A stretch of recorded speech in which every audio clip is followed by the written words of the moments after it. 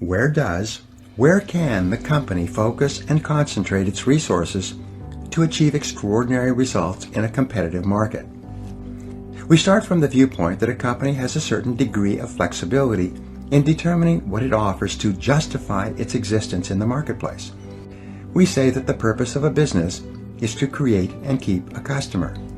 The customer, or the person that the company is organized to serve in some way, is central to every calculation and every decision.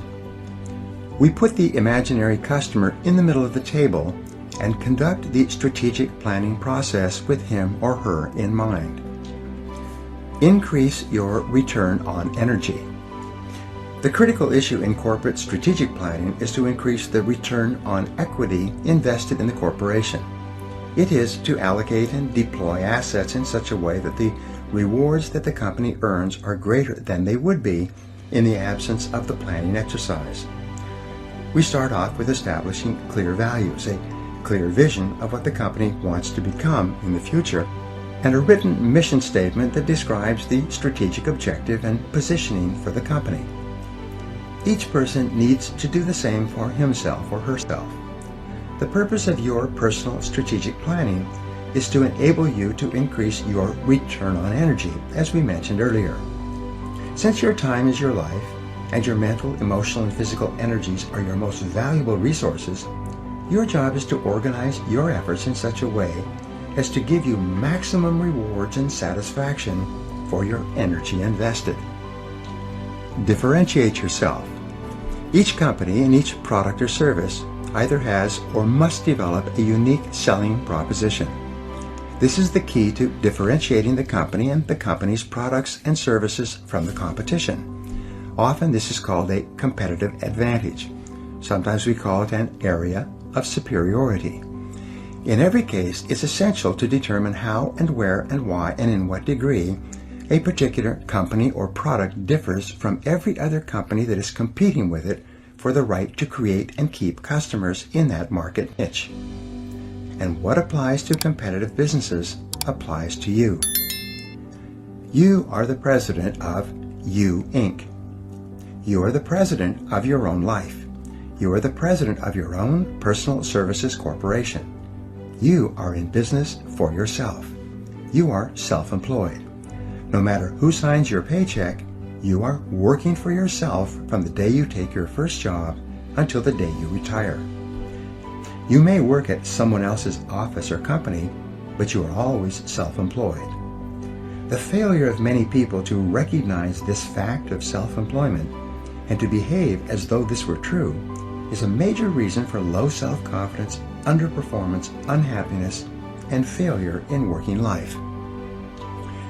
As the president of your own company, selling your services in the marketplace to the highest bidder, you are completely responsible for identifying your own unique selling proposition. What is it that you do better than anyone else? Why are you special or different? What is your area of competitive advantage? If you had to write in 25 words or less exactly why someone should hire and promote and pay you to do a particular job, rather than hire, promote, and pay someone else, what would you point out as your area of superiority? Join the top 3%. Many people have a tough time with this question. What matters at this point, though, is that you are asking the question at all. The very fact that you are thinking this way is moving you rapidly into the top 3% of working Americans or working people worldwide. Only the top 3% see themselves as self-employed and self-responsible, and they are the most respected and important people in any organization. Your first question is, what am I really good at today? What is your personal area of competitive advantage or superiority in your current job? Each person is responsible for asking and answering these questions for himself, today, and throughout your career. No one else can or will do it for you.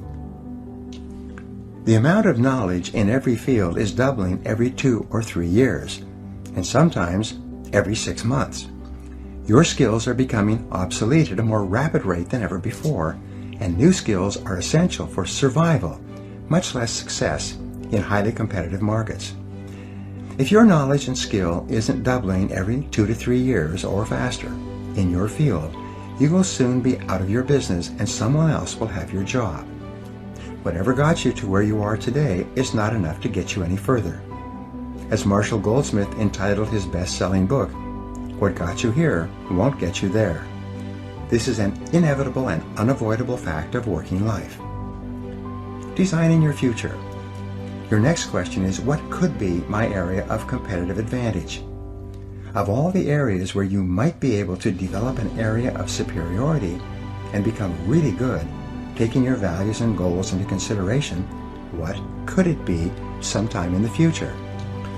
And the final question, perhaps the most important question on this subject, is the question, what should my area of competitive advantage be? If you could be really excellent at any one skill sometime in the future, what one skill would help you the most to move to the top of your field? Imagine that you have no limitations at all on what you could learn and master. To accelerate your career, what should you really be good at sometime in the future? Find out what you are meant to do. A friend of mine built a company and sold it a couple of years ago. He had money in the bank and he decided to change careers. He had lots of time to think about it and to make the right choice. He went to an industrial psychologist and took an entire battery of tests and underwent several interviews to find out what he was ideally suited to do in a new career. At the end of this process, his friend, the industrial psychologist, sat him down and told him that his greatest strengths were consulting and presenting professional development seminars for managers and salespeople. Well, my friend got a little bit angry. He said, "But you know that I'm afraid to speak on my feet in front of a group. You know that it makes me nervous and I become tense even thinking about it." His friend said, "Yes, I know that's true, but you didn't ask me to tell you what would be convenient and easy for you to do. You asked me to tell you what would be the right thing for you to do. And the area where you have the greatest potential strength at this time is in consulting and training managers and salespeople." Be prepared to develop new skills. My friend realized that what he was saying was true. He then went out and took courses where he learned to overcome his fear of public speaking. He learned how to give presentations to a professional audience. It didn't take long, and 6 months later, he began his own consulting and training business. He is now doing extremely well, and he's never been happier in his whole life. It often happens that your strengths are like muscles, undeveloped and requiring a long period of exercise to build up to the point where you can begin to win competitions. Michael Jordan said, "Everybody has talent, but to translate it into ability takes hard work." A journey of 1,000 leagues begins with a single step. You start by sitting down and setting goals for yourself. You decide where you are now and where you want to be at a specific time in the future. What additional knowledge and skills will do the most to help you to increase your return on energy invested? In what areas will a particular skill be useful and valuable to you and enable you to stand out from others? Be aware of yourself. We know today that the key to a fully functioning, fully integrated personality, the basic factors underlying self-confidence, is for you to become more aware of who you are and what you really want. Each person has a part of their talents and potential skills that are unknown, either to themselves or to others. Sometimes the greatest breakthroughs in your life will come from discovering parts of your potential that neither you nor anyone else knows are there. To become more aware, you begin with the process of self-disclosure. In determining your strengths for the future, you begin to engage in a search process to explore all the different areas where you may have hidden talents. One form of self-disclosure is to fill out a series of questionnaires and tests that examine parts of your personality and skills of which you might be unaware. A third method of self-analysis is to apply the work of Dr. David McClelland of Harvard to assessing your own areas of greatest potential. McClelland developed a method of interviewing people to find out what sort of jobs they would be best at doing. His conclusion was that people fall into 3 basic categories. You can usually tell whether or not a person will be suited to a particular job by finding out whether or not they fall into one of these three areas. The method of interviewing, which you can do on yourself, consists of asking the job candidate detailed questions about previous peak experiences or moments of personal pride in his or her past. The categories were determined by analyzing what most motivates a person. What are the sort of activities that a person most enjoys and has been most successful at in their previous life and work? There are basically three motivational profiles, and each person falls into one of them, as do you. The first is called the Achiever Profile. The achiever is a person whose greatest sense of accomplishment comes from achieving something that is almost exclusively an individual activity. A person who enjoys climbing a mountain, or completing a course of study, or running a race, or overcoming any obstacle to win through by himself or herself would be classified as an achiever.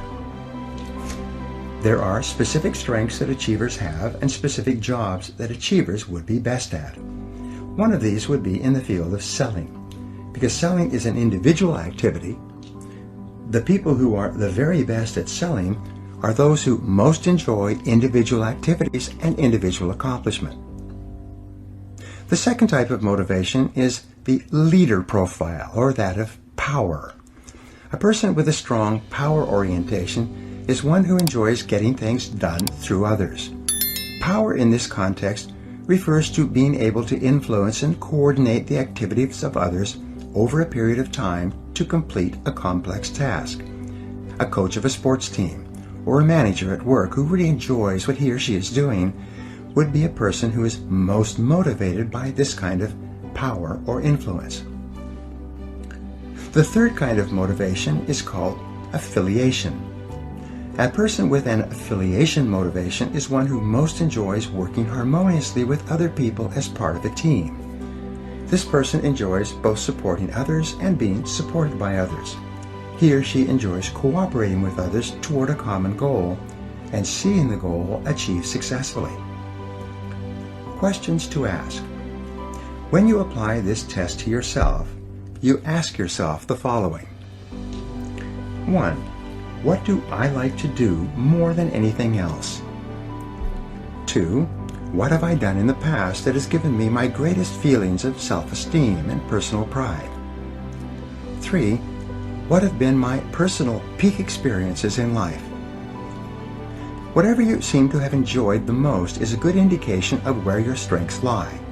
Your strengths may be completely hidden, but by asking yourself these questions and facing the answers unblinkingly, you will begin to uncover those strengths.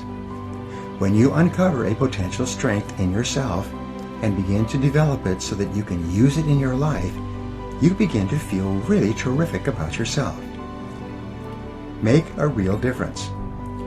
Your most important job is to apply yourself where you can make the greatest positive difference. This will be the area where you get your highest return on energy.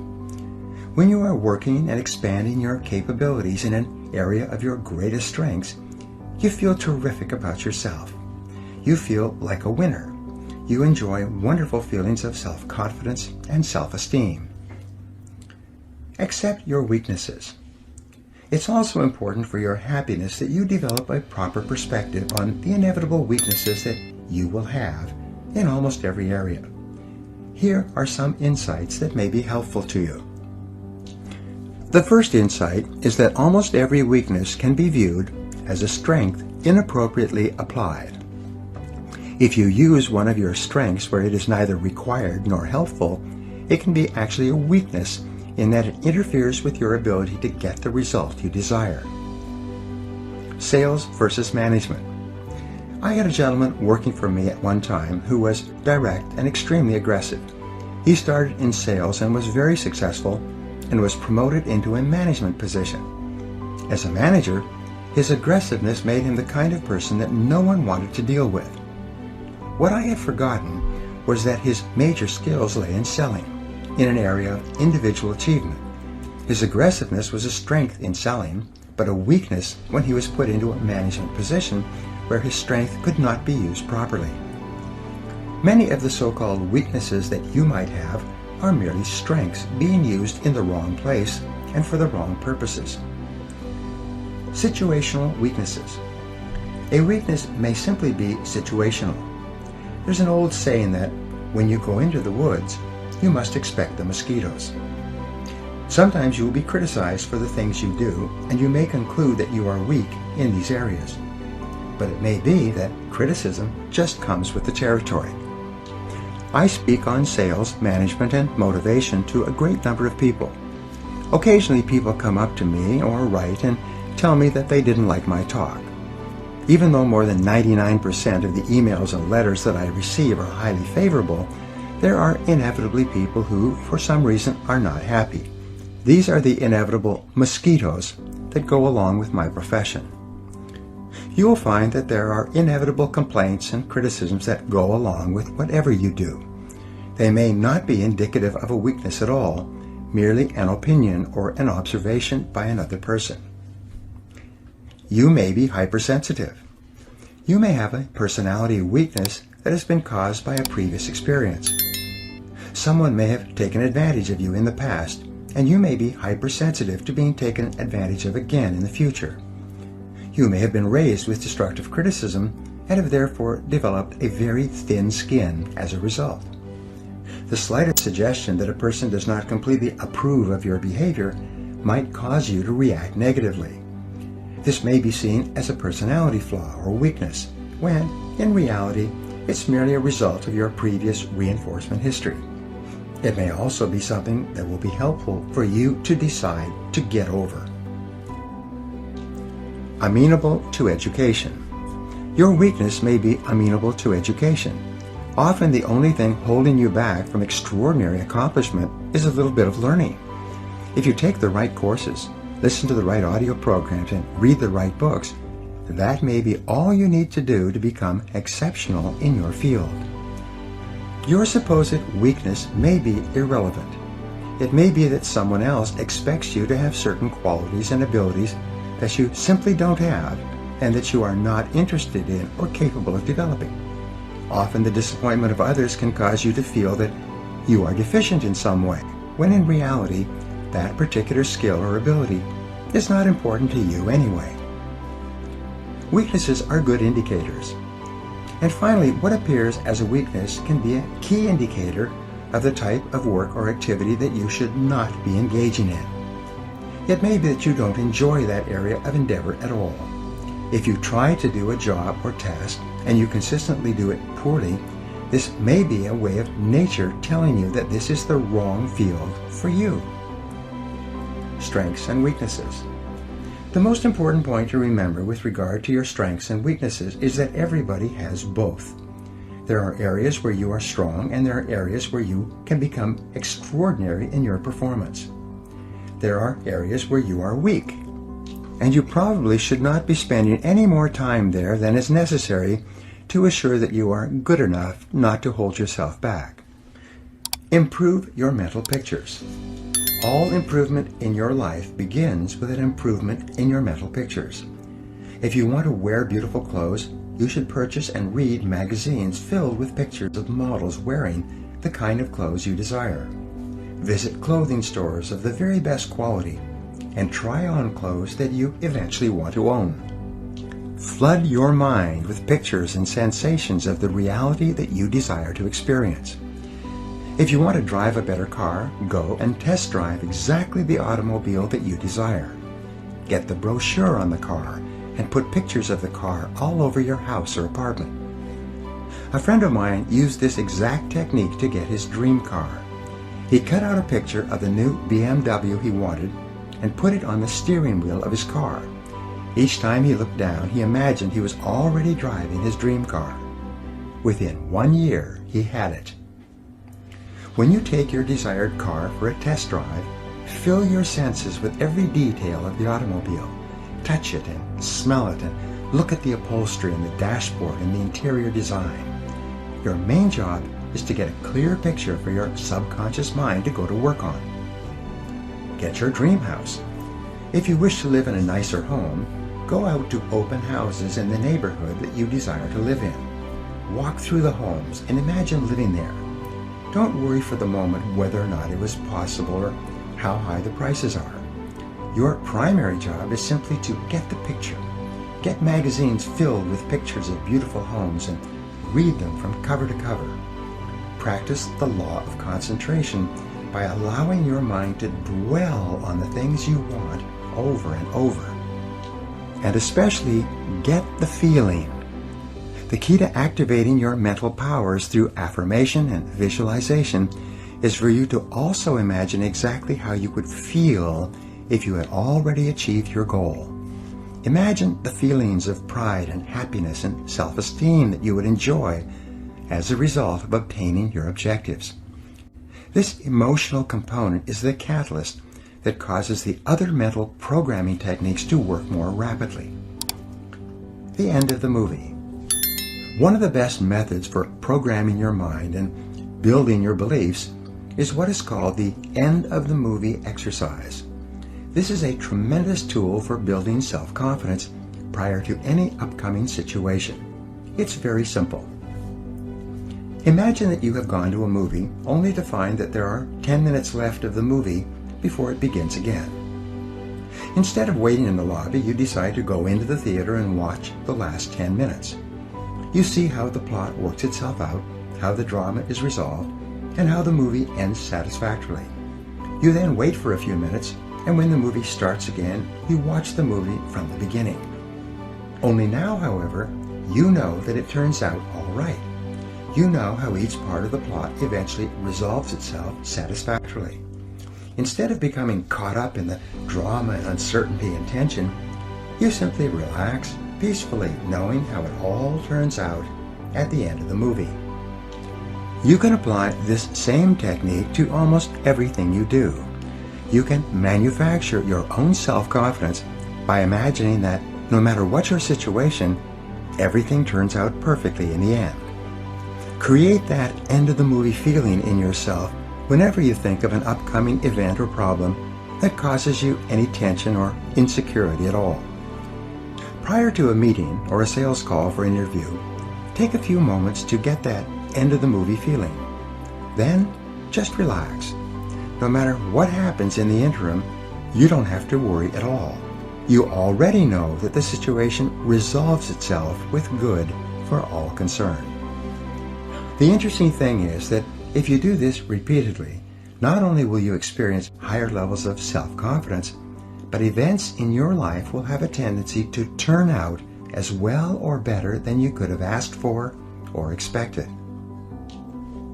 Feed your mind. The fourth mental fitness technique, and another way to build your self-confidence, is to continually feed your mind with books, magazines, and audio programs containing positive and uplifting messages. Just as you become what you eat, you do become what you think about as well. Everything that you take into your conscious mind, positive or negative, is either raising or lowering your self-esteem or self-confidence. To practice cognitive control, you must be consciously aware of the suggestive influences around you and make every effort to assure that they are positive and consistent with your goals and desires. Get around positive people. One of the most powerful suggestive influences in your life, perhaps the single influence that decides your success or failure more than any other controllable factor, is the kind of people that you associate with on a regular basis. The fifth technique to keep yourself confident and optimistic is to get around positive people and get away from negative people.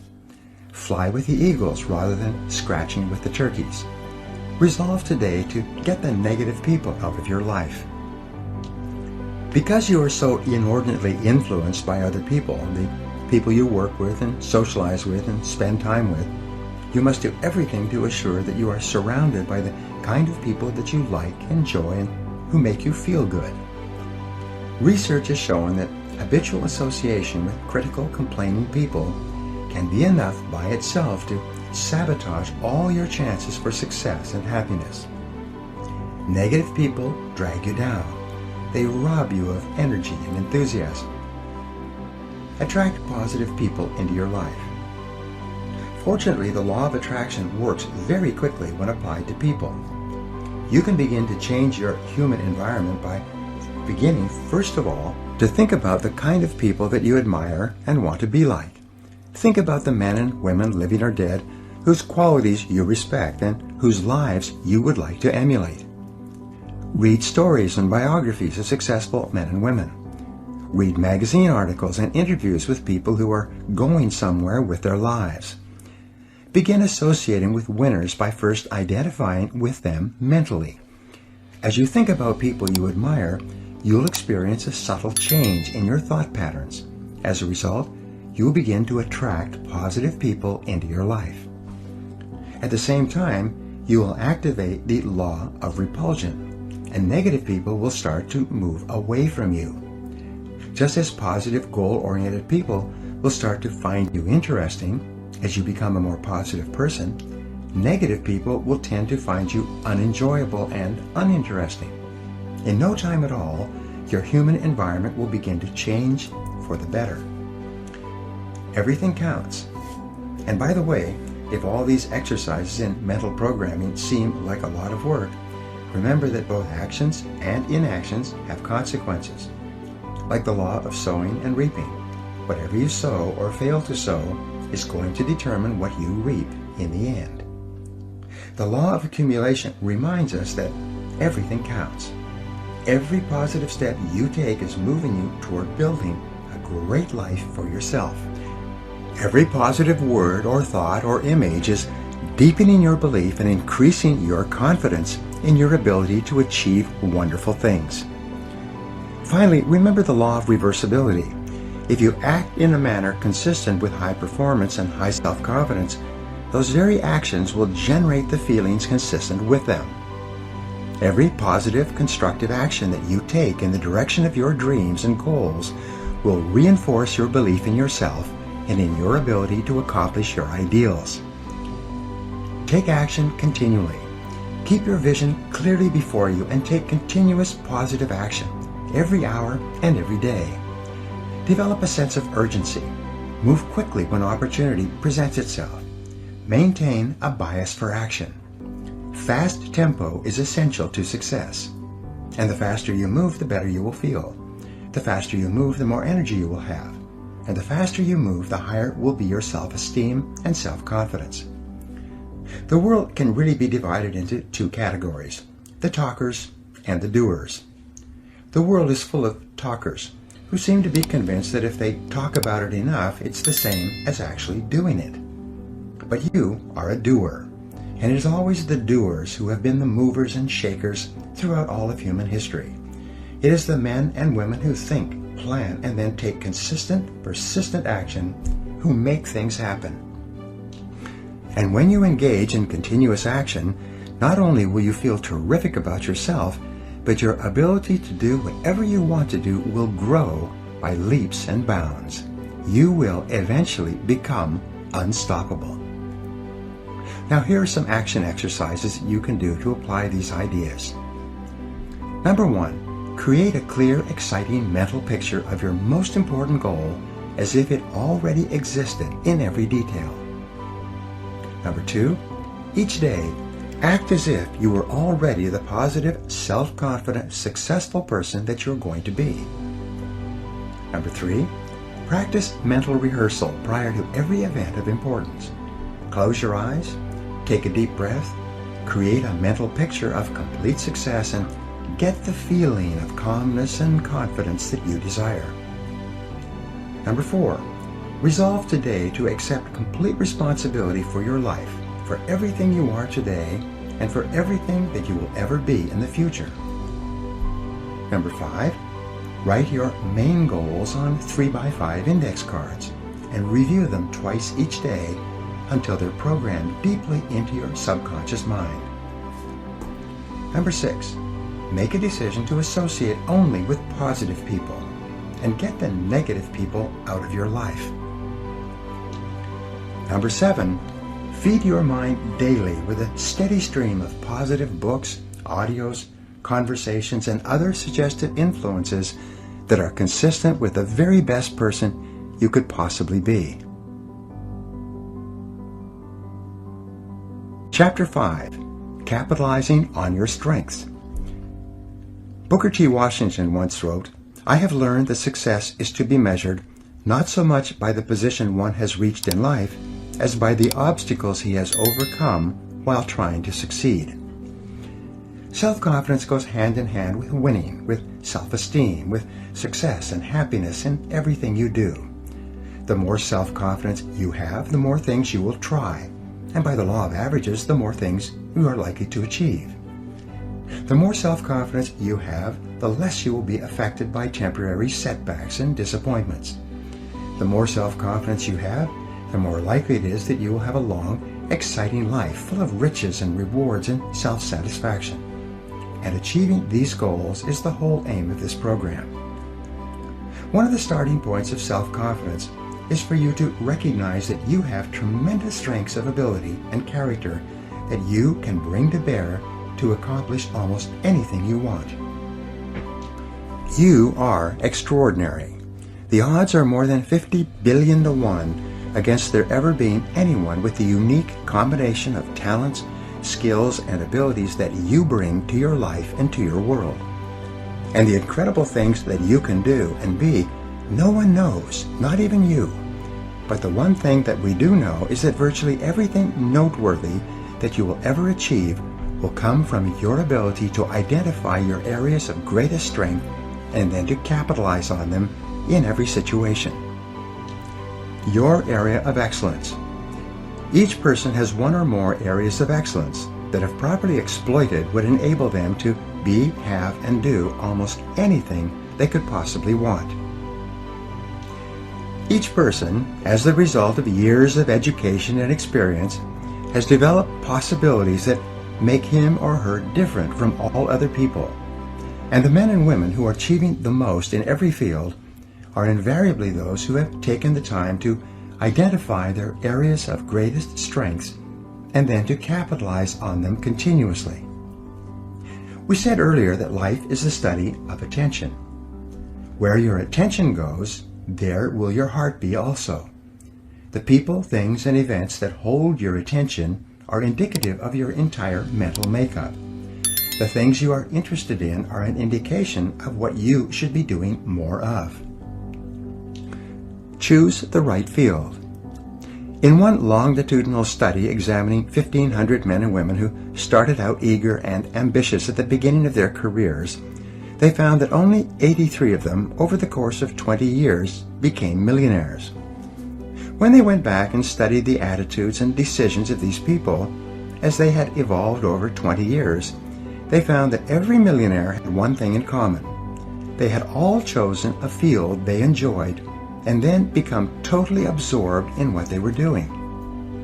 They had gone to work in an area of endeavor in which they were extremely interested and which held their entire attention. They had then thrown their whole hearts into becoming very good in that area, developing the strengths necessary to succeed in that field. They had then capitalized on those strengths by becoming better and better progressively over time. The conclusion of the study was that success, wealth, and happiness seemed to occur when a person was completely preoccupied doing something else. The wealthy people in this study never set out to make a lot of money. Instead, they set out to find a field that they really enjoyed and then devoted themselves to it.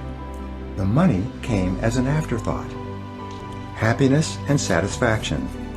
The flip side of this equation is that you will never really be happy or satisfied until you have found a way to apply your unique human capabilities to your life and to your career.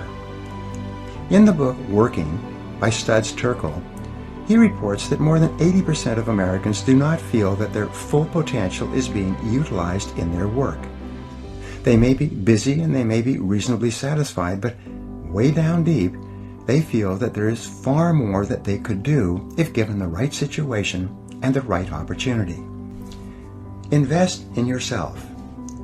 Some years ago, I personally went to an industrial psychologist and took a battery of tests to find out my strengths and weaknesses. Much of my adult life since then has been affected by what came out of those tests. The tests pointed to areas where I had natural talents and abilities. They also revealed my personality weaknesses and areas where I had little interest or ability. These tests, such as the DISC Values Assessment, can do the same for you. They reveal a lot about you. They tell you what you like and enjoy and what sort of work you will find most fulfilling.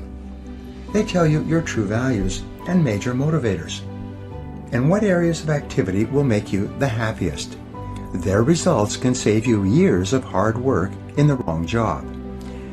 If you have the time and the money, a detailed process of personality and career counseling is a very valuable exercise that can have a major influence on the rest of your career. If you lack either the time or the money, there are many books full of self-grading tests available in the bookstores. You can take these tests yourself and they will give you very accurate feedback. There are several companies that have developed entire batteries of self-grading assessment instruments, each of which can give you insights into your strengths and weaknesses in particular areas. Self-analysis and self-disclosure. There are also a series of exercises in self-analysis and self-disclosure that you can complete yourself with just a pen and paper. These exercises can often open your eyes and help you to see possibilities that may surprise you. The first exercise is for you to realize that you have already done many things and played many roles in life. Starting in childhood, you have learned how to do and perform a remarkable variety of tasks. You have a tremendous number of skills and talents that you have developed over time, many of which you simply take for granted. Once, some years ago, I applied for a job as an extra in a movie.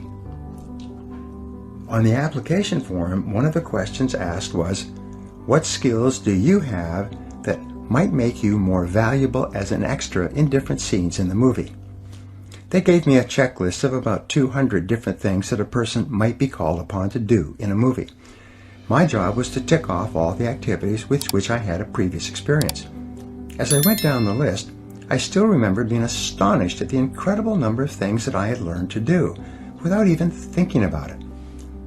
They ranged from a variety of sports to driving a variety of vehicles, to riding horses, to holding babies, to washing dishes, climbing ladders, swinging on ropes, swimming, diving, jumping, tumbling on the ground, and so on.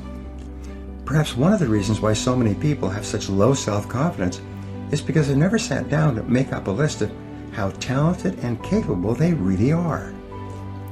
List all your current skills and abilities. The first exercise for you is to write down a list of everything that you do on a regular basis. Write out all your roles and the parts you play, from the time you get up in the morning until the time you go to bed at night. If you play sports or exercise with various equipment, write it out. If you're a parent, cook, dishwasher, a driver, a shopper, a reader, a writer, a worker performing various jobs, a buyer, a seller, a negotiator, a teacher, a manager, a salesperson, a typist, a telephone answering person, and whatever else you can think of, write it down. Be as detailed as possible. Walk through your day, minute by minute and hour by hour, and write out everything that you do over the course of a day, a month, and a year. When you've completed this list, you'll be astonished at how many skills you have developed and which you use on a regular basis. Cluster your roles and activities. The second part of this self-disclosure and self-analysis exercise is for you to make a new list where you begin to cluster the various things you do into categories. One of your categories may be as a parent. Under the parent heading, write down all the things you do as a parent that are part of parenting. As a wife or husband, write down everything you do as a wife or husband that you perhaps would not do if you were not married. If you're a manager or a salesperson, or if you hold any other position, write down everything that you do in your job, day in and day out. You might use a heading entitled Friend, and under this heading you would write all the things you do as a friend. You phone people, visit, write letters, socialize, go out for dinner, meet after work, and so on. If you play sports, put sports as a heading and write down all of the physical activities that you engage in. If you're interested in reading, write down all of the subjects that you read about on a regular basis. Set priorities on your roles. When you've completed clustering all of your roles and activities into groups, the final step in this exercise is to set priorities on each group. Which group of activities is most important to you? Which group of activities is second most important to you? If you were going to be sent to a desert island for an indefinite term, and you could only take 2 or 3 of these activities with you, which ones would they be? When you have numbered your clusters or groups by priority, you will have created a very clear picture of who you are and what is valuable to you in life. Your next questions might be: 1. What do I need to do in each of these areas in order to get the very most satisfaction and enjoyment from this area? 2. What do I need to do more of or less of? 3. What do I need to get into or get out of? 4. What is more important within each cluster and what is less important? And number 5, if I had to choose, how would I choose and select among the various things that I do? You will be amazed at the kind of answers you start to come up with.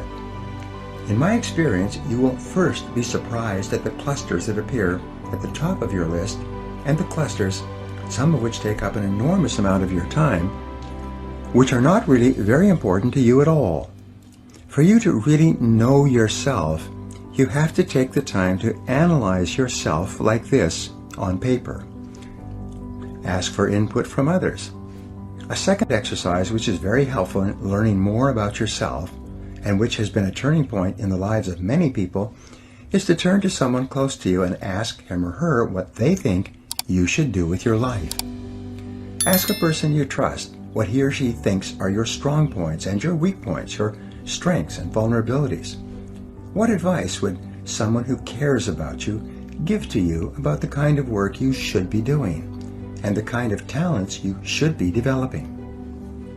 Even people who don't know you very well will often be able to give you insights about yourself and your possibilities that will be extremely accurate and might even be in areas you hadn't even thought about. Once, I was driving with a business associate to an appointment that was some way out of town. We had a chance to talk as we were driving along, and I was wrestling with what I should do at the next stage of my career. I was seriously considering getting into the business of professional speaking and giving seminars, and eventually producing audio programs. On a lark, I turned to him and asked him, in all honesty, if I was going to change careers, what do you think I would be good at? An important insight. He sat and thought for a while, and then he turned to me and said, "Brian, I think you would be very good at speaking and training and giving seminars. You do a lot of reading and research, and you seem to enjoy sharing your ideas with other people. The best use of your time would be to be sharing your ideas with audiences." Up to that time, I had seldom spoken publicly, and I had never given a seminar before. I won't say that that incident alone was the turning point for me, but it was the final assurance that I needed to make the decision to become a professional speaker and trainer. This business associate, a casual acquaintance of mine, could see it clearly. Today, I address more than 250,000 people each year, all over the United States, Canada, Europe, Asia, Australia, and New Zealand. I've spoken on every island in the Caribbean and in Mexico. So, it must have been the right decision. Determine what motivates you. You probably feel this way yourself from time to time. This is called the feeling of divine discontent. It is a feeling of uneasiness and dissatisfaction that arises whenever you are not fully challenged by what you are doing. To enjoy high levels of self-confidence and self-esteem, you must be working at the outer edge of your envelope. You must be stretching your capabilities continually. You must have a feeling that you are growing day by day with the challenges that your work is putting on you. Without that feeling of challenge and growth, you'll experience a nagging discontent. And this is a good sign. Discontent and dissatisfaction almost always precede a constructive change that forces you to change and starts you growing once more. Living congruently. In Chapter 1, we spoke about how important values are to your self-confidence. Men and women with clear values who are living their lives consistent with their highest aspirations are those who have a deep down sense of self-confidence and well-being. We also said that the most important value you can have is the value of integrity. Integrity is the value that guarantees all the others. Having integrity means that you will not compromise on what you believe to be right in any area. Integrity is absolutely essential if you want to capitalize on your strengths. It means more than anything looking at yourself honestly and making your decisions based on the fact that you are an extraordinary human being. Your feelings are very valuable clues to your choices and behavior. Your peace of mind and personal satisfaction is perhaps the most accurate guide you will ever have to doing what is right for you. Courage is essential. In combination with integrity, courage is the most important quality you can have if you want to be happy and self-confident.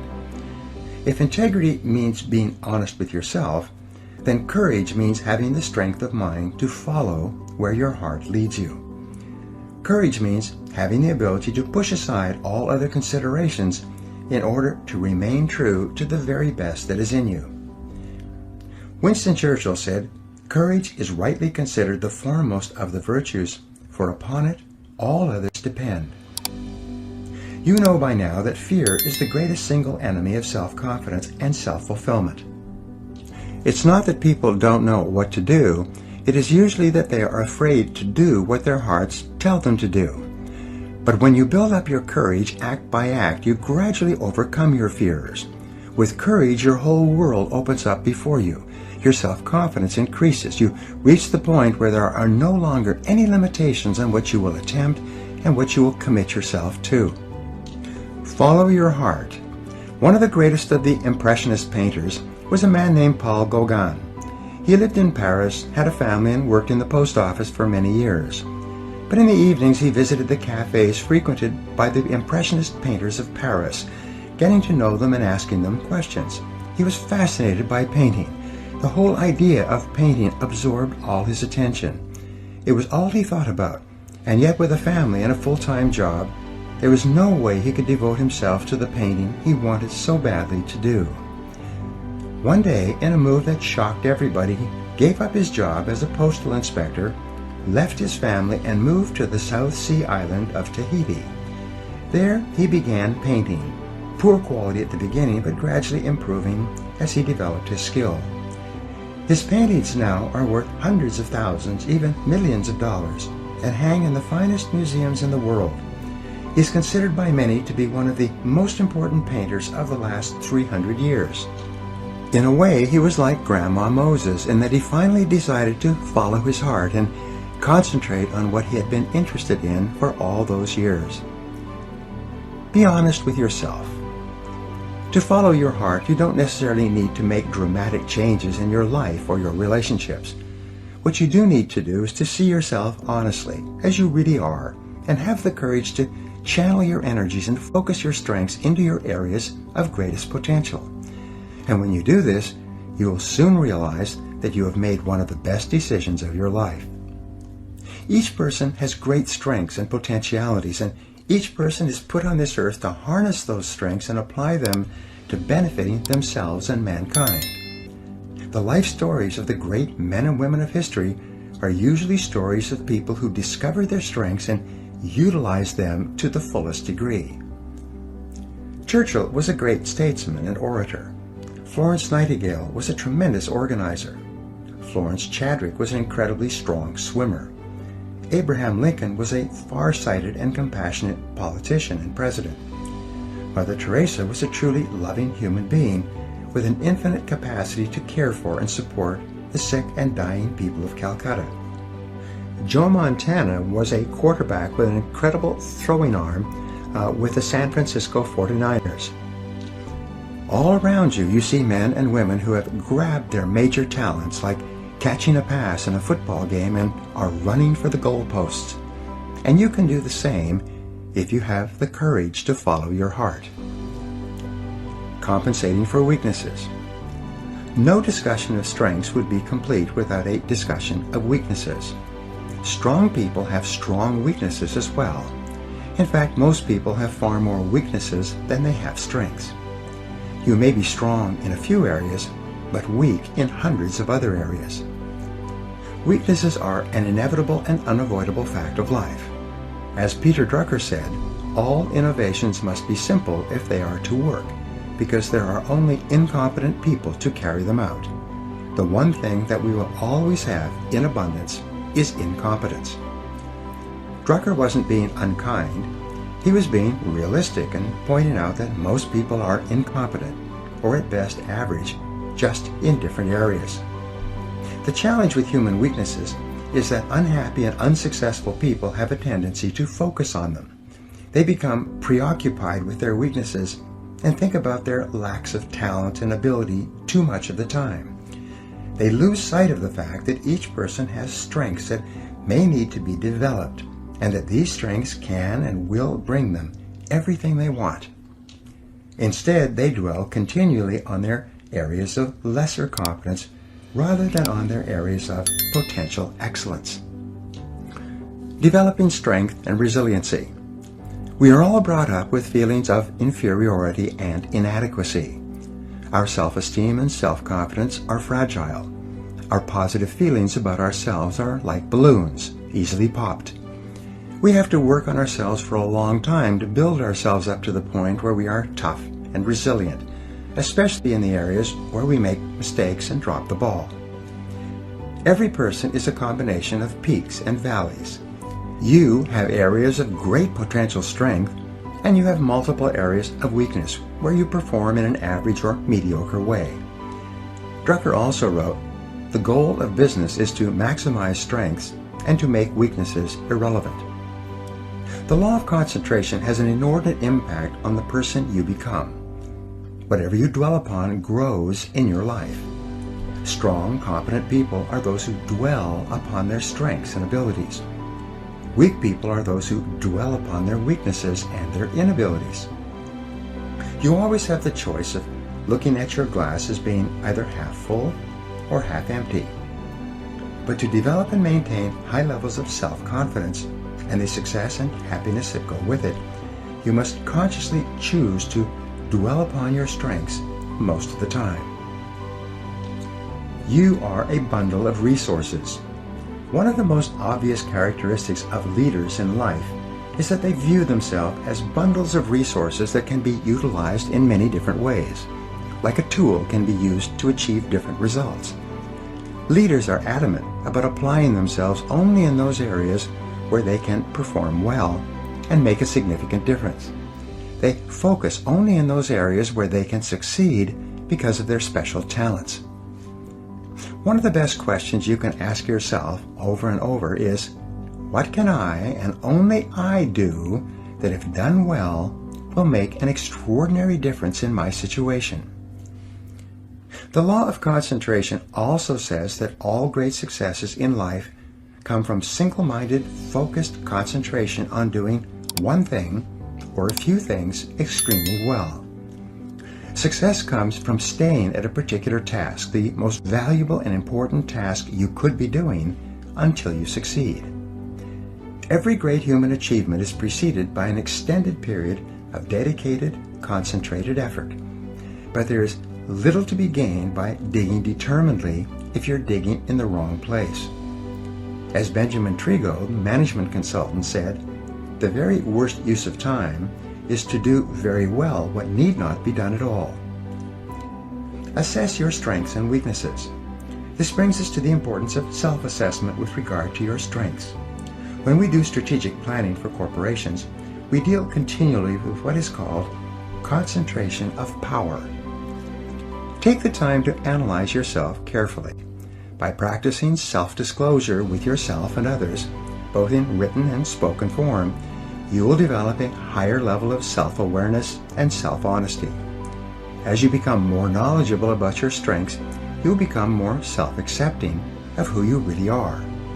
And as your level of self-acceptance increases and you begin to respect yourself for your unique talents and abilities, your level of self-esteem and self-confidence will go up as well. When you minimize or downplay your weaknesses and simultaneously identify and maximize your strengths, you will become a peak performer in everything you decide to do. Now, here are some action exercises that you can use to apply what you've just learned. Number 1, decide today that you are going to become very good at what you do, that you're going to join the top 10% of people in your field. Number 2, identify the most important skills you have, those skills that are most important to your doing your job in an excellent way. Number 3, determine your natural strengths and abilities, those jobs and tasks that you do well and most enjoy. Number 4, what is your competitive advantage? What is it that you do better than almost anyone else? What should it be? What could it be in the future? Number 5, what sort of work motivates you the most? What activities give you the greatest sense of personal satisfaction? Number 6, in what areas do you achieve your highest return on energy? What do you do that really makes a difference to yourself and your business? And number 7, take some time with a pen and paper to complete one or more of these exercises explained in this chapter so that you can be sure that you are doing exactly the right work for you. Chapter 6, Triumphing Over Adversity. The miracle or the power that elevates the few is to be found in their industry, application, and perseverance under the promptings of a brave, determined spirit. Mark Twain. True self-confidence comes from positive knowing rather than positive thinking. Your goal should be to develop the kind of unshakable self-confidence that makes you an unstoppable force of nature. Your job is to take every step possible to make yourself so positive that you become irresistible and able to accomplish any goal that you set your mind to. And one of the most important things you need is an absolute faith in your ability to overcome any adversity that the world can throw at you. Persistence is essential. Napoleon Hill wrote that persistence is to the character of man as carbon is to steel. He also said that before success comes in any man's life, he is sure to meet with much temporary defeat and perhaps some failure. When defeat overtakes a man, the easiest and most logical thing to do is to quit. That is exactly what the majority of men do. In reality, your persistence is your measure of your belief in yourself and your ability to succeed.